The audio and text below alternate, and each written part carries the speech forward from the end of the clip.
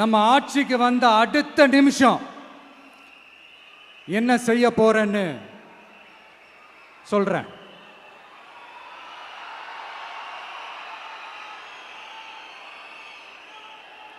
Number 1,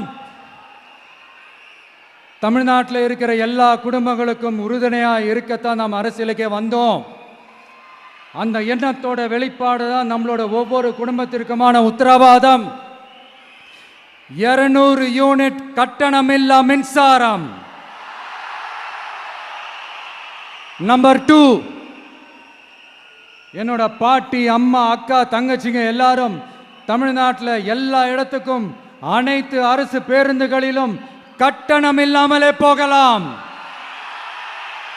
number 3, சட்டம் ஒழுங்கு சரியா ரொம்ப ஸ்ட்ரிக்டா நிலைநாட்டியே தீருவோம்.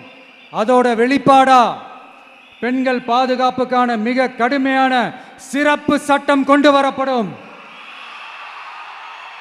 அது மட்டும் இல்ல, நம்ம இளைஞர்களோட பாதுகாப்புக்காக போதைப் பொருள் தடுப்பு மற்றும் ஒழிப்புக்கான சிறப்பு சட்டம் கொண்டு வரப்படும்.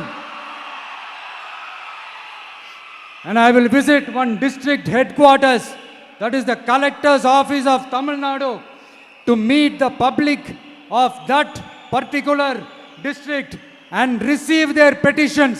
இதை நான் ரெகுலரா பண்ணுவேன். இதெல்லாம் செய்வோம்.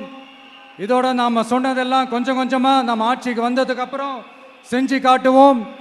சொல்லாததையும் செய்வோம், அது வேற விஷயம்.